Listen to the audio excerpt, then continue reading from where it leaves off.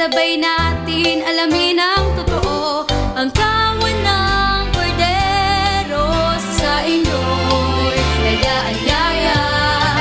Tula at musika, ihandog sa Diyos na masaya. Pagkat sa piling niya, tayo may pag-asa.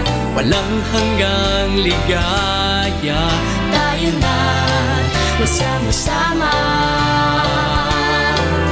The KNC Show will teach us while we grow. Sa tulong ng ating Diyos Ama, isipan ay magliliwanag na.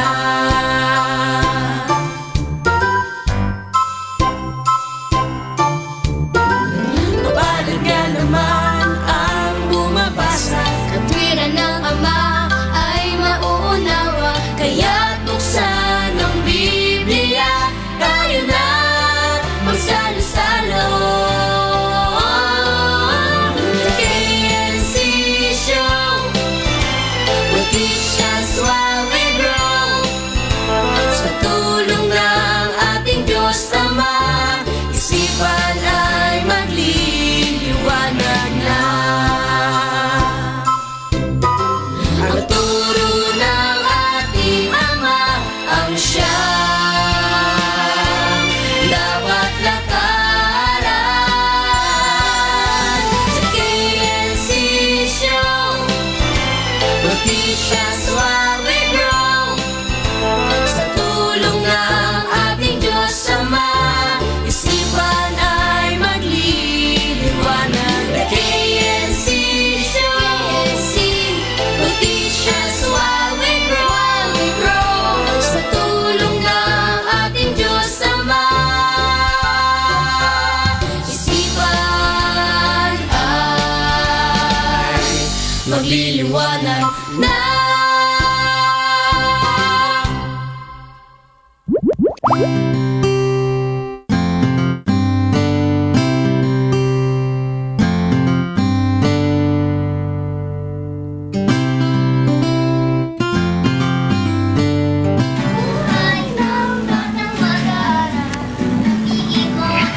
Hala, Oh, bakit MJ? May problema ba?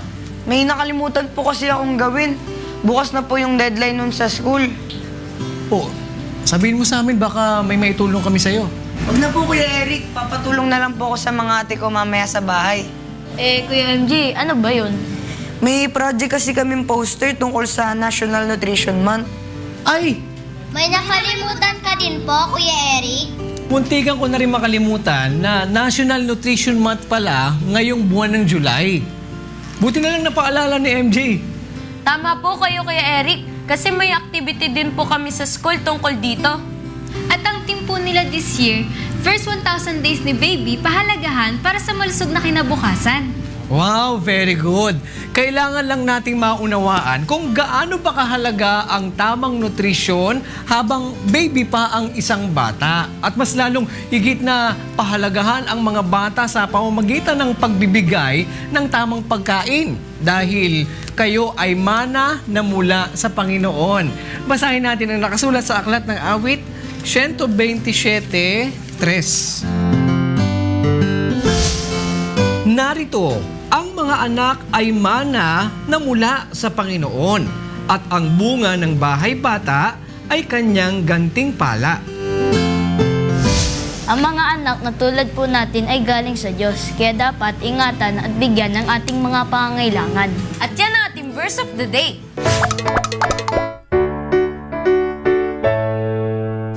At para mas maunawaan pa natin ang pagsasagawa ng National Nutrition Month, yan ang pag-aaralan natin ngayon. Alamin natin ang tema at activity sa pagdiriwang nila, pati na ang mga katulong nila sa proyektong ito. Nakahanda na po kami, Kuya Eric. Sana ay nakahanda na rin kayo. Yan ay alamin natin sa pagbabalik ng KNC Show!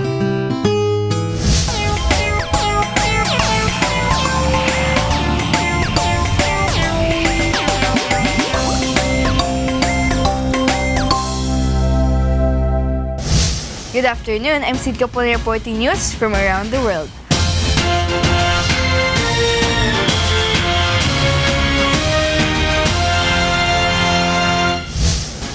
The National Nutrition Month is being celebrated in July, headed by the National Nutrition Council. This year's theme, First 1,000 Days ni Baby, pahalagahan para sa malusog na kinabukasan, focuses on the first 1,000 days of life starting from conception and before the second birthday of the child.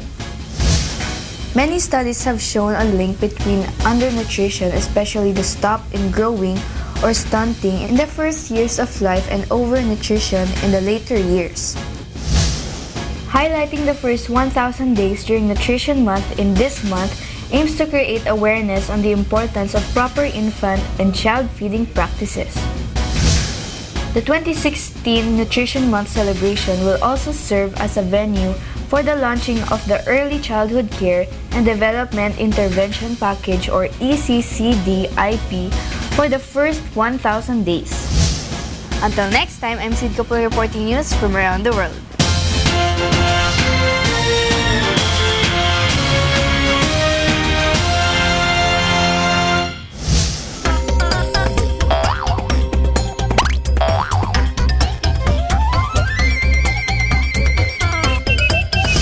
Magandang hapon mga bata.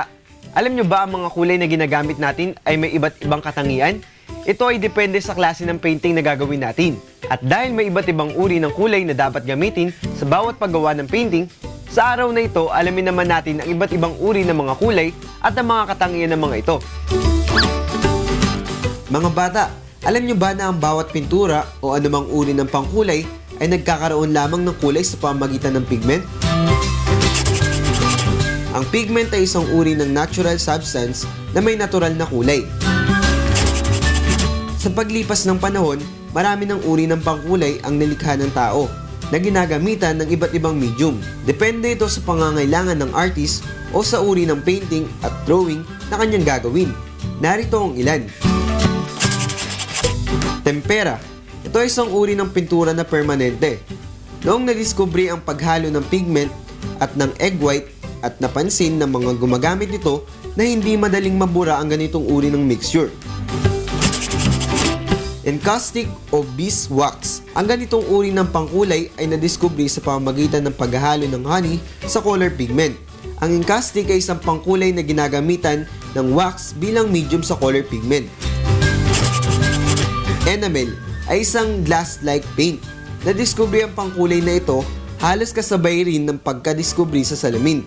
Karaniwan rin itong ginagamit sa mga metallic objects. Fresco.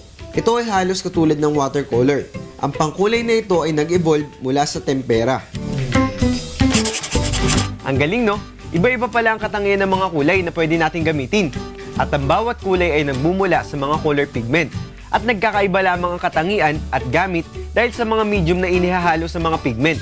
Hindi pa dyan nagtatapos ang pag-aaral natin sa mga katangian ng kulay. Kaya kung lolobin ng Diyos, ulit tayong magkita-kita at samahan niyo ulit ako upang sanayin ang ating kakayahan sa pag-uwit dahil tayo mga batang artistic.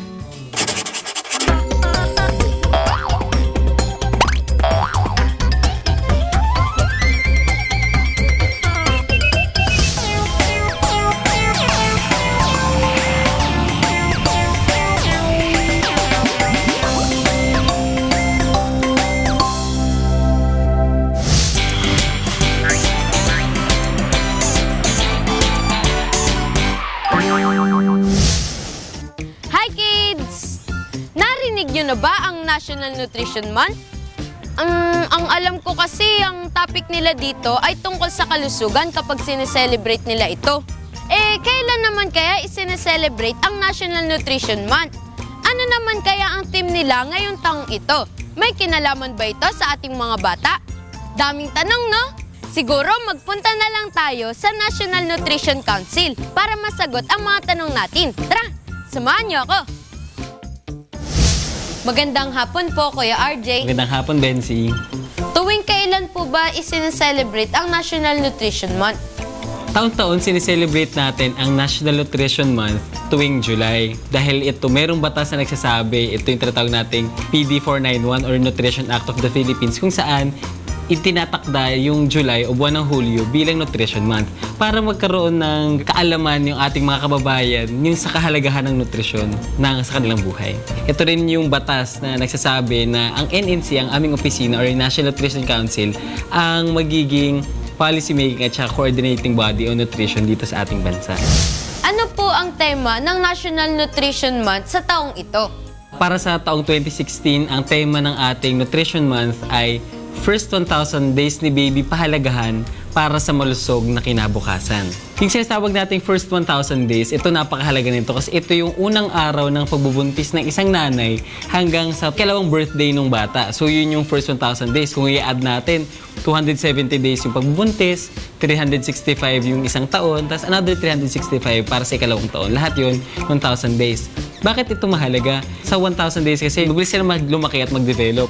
Ngayon, sa panahong ito, kailangan yung wastong nutrisyon para suportahan yung paglaki at pag-develop nila. Pag nagkaroon kasi ng kakulangan sa nutrisyon sa panahong ito, maaari siyang magdulot ng irreversible, ibig sabihin hindi na maibabalik na damage. Siya tinatawag nating stunting. Ito yung mga batang nababa para sa kanilang edad. Sino-sino po ang katulong sa proyektong ito? Ang aming opisina, ang National Nutrition Council, kami yung lead sa pag-coordinate at saka pag-develop ng tema, ng mga materials para sa Nutrition Month. Pero syempre, hindi namin kayang i-celebrate yun ng mag-isa. Kaya katuwang namin yung iba't ibang ahensya ng gobyerno sa national, sa local government, pati mga paaralan, at saka iba't ibang sektor na kapartner ng NNC sa pag-promote sa good nutrition.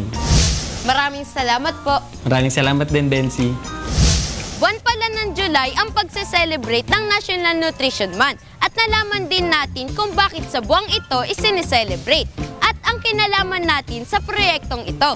Alamin naman natin bukas kung loloobin ng Diyos ang iba pang nakapaloob sa pagse-celebrate nila sa National Nutrition Month. Abangan nyo ulit ako ha, dito sa Bensi Bibo!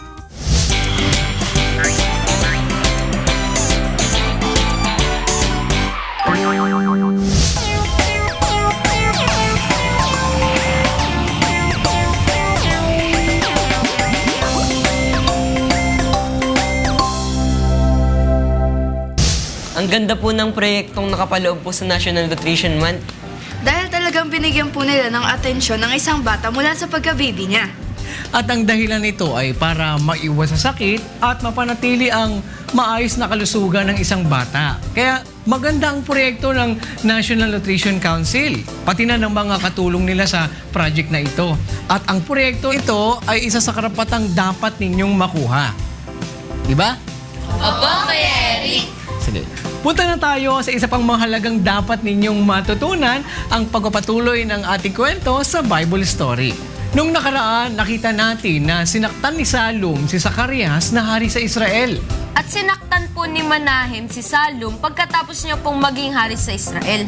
Pareho pong gumawa ng masama si Haring Manahem at si Haring Pekaya na kanyang anak nang sila'y maging hari sa Israel. Oo, team. At sa pagpapatuloy ng ating kwento, ganito naman ang sumunod na nangyari. Basahin natin sa ikalawang hari, 15:25 hanggang 38. At si Peka na anak ni Remalias na kanyang punong kawal ay nagbanta laban sa kanya at sinaktan siya sa Samaria sa kastilyo ng bahay ng hari na kasama ni Argob at si Arip at kasama niya ay 50 lalaki na mga Galaadita at pinatay niya siya at naghari na kahalili niya. Ang iba nga sa mga gawa ni Pekaya at ang lahat niyang ginawa, narito, na nga susulat sa aklat ng mga alaala sa mga hari sa Israel. Nang 52 taon ni Azarias na hari sa Huda, ay nagpasimulang maghari si Peka na anak ni Remalias sa Israel sa Samaria at nagharing 20 taon. At gumawa siya ng masama sa paningin ng Panginoon. Hindi niya hiniwalayan ang mga kasalanan ni Jeroboam na anak ni Nabat na kanyang ipinapagkasala sa Israel. Nang mga kaarawan ni Peka na hari sa Israel, ay naparoon si Tiglat-Pileser na hari sa Assyria at sinakop ang Ihiyon at ang Abel Bet Maaka, at ang Hanoah, at ang Sedes, at ang Asor, at ang Galaad, at ang Galilea, ang buong lupain ng Neptali, at kanyang dinalang bihag sila sa Assyria. At si Oseas na anak ni Ela ay nagbanta laban kay Peka na anak ni Remalias, at sinaktan niya siya, at pinatay niya siya, at naghari na kahalili niya. Nang 22 taon ni Hotam na anak ni Uzziah, ang iba nga sa mga gawa ni Peka at ang lahat niyang ginawa, narito na nga susulat sa aklat ng mga alaala sa mga hari sa Israel. Nang 2 taon ni Peka na anak ni Remalias na hari sa Israel, ay nagpasimulang maghari si Hotam na anak ni Uzziah na hari sa Huda. Siya'y may 25 taon nang siya'y magpasimulang maghari, at siya'y nagharing 16 na taon sa Jerusalem. At ang pangalan ng kanyang ina ay Jerusa na anak ni Sadok. At siya'y gumawa ng matuwid sa harap ng mga mata ng Panginoon. Kanyang ginawa ang ayon sa lahat na ginawa ng kanyang amang si Uzziah. Gayunmay, ang mga mataas na dako ay hindi na nga alis. Ang bayan ay nagpatuloy na naghain at nagsunog ng kamangyan sa mga mataas na dako. Itinayo niya ang mataas na pintuang bayan sa bahay ng Panginoon. Ang iba nga sa mga gawa ni Hotam at ang lahat niyang ginawa, di ba na nga susulat sa aklat ng mga alaala sa mga hari sa Huda? Nang mga araw na yaoy, pinasimulan ng Panginoon na sunugin laban sa Huda si Rezin na hari sa Syria, at si Peka na anak ni Remalias, at si Hotam ay natulog na kasama ng kanyang mga magulang, at inilibing na kasama ng kanyang mga magulang sa bayan ni David na kanyang magulang, at si Akaz na kanyang anak ay naghari na kahalili niya. Pala ng masama si Haring Peka na naging hari sa Israel at sinaktan niya po si Haring Pekaya. Pero gumawa po ng matuwid si Hotam na anak ni Uzziah nang siya maging hari sa Huda. Teka, ano naman po ang ginawa ng anak ni Haring Hotam nang humalili siya para maging hari sa Huda? Yan naman ang tutuklasin natin bukas kung loloobin ng Panginoon. Kaya huwag kayong a-absent sa panonood ng Bible story. Ang tamang nutrisyon para sa mga bata ay mahalaga para sa kanila. Ito ay para magkaroon sila ng malusog na kinabukasan. Tama kids, maganda kasi na bata pa lang ay matutuhan na nila ang tamang pagkain para makasanayan na nila hanggang sa kanilang pagtanda. Di ba nakasulat yun sa aklat ng Kawikaan 22:6? Basahin natin.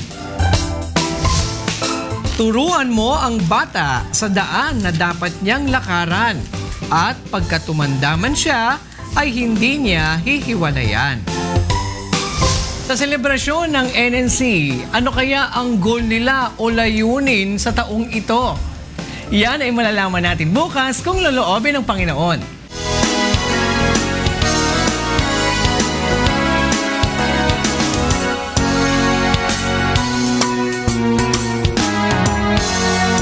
Sana'y tapos na, balik na sa eskwela. Sabik na ang lahat, magsulat, magbasa, maglaro, tumula, kumanta. Mga gamit ay nakahanda, notebook, papel, lapis at crayola. Kahit luma ang bag, pero kung pwede pa, ang mahalaga ay masaya ka. Buhay ng batang mag-aaral, umiikot sa bayan, paaralan. Ngunit huwag kalilimutan itong aral ng may kapal. Sa paglipas ng araw, may mga bagong kaibigan, bagong kaalaman at karanasan sa pagbalik sa eskwelahan. Buhay ng batang mag-aaral,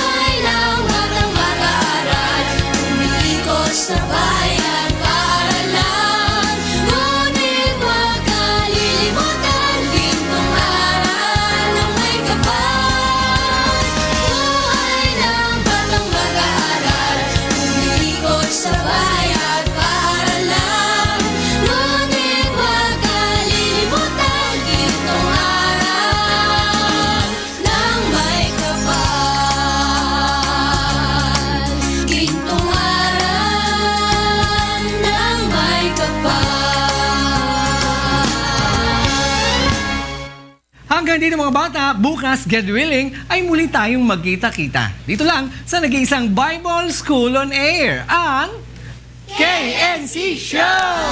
KNC Show, will teach us while we grow. Sa tulong ng ating Diyos Ama, isipan ay magliliwanag. The KNC Show, will teach us while we grow. Sa tulong ng ating Diyos Ama,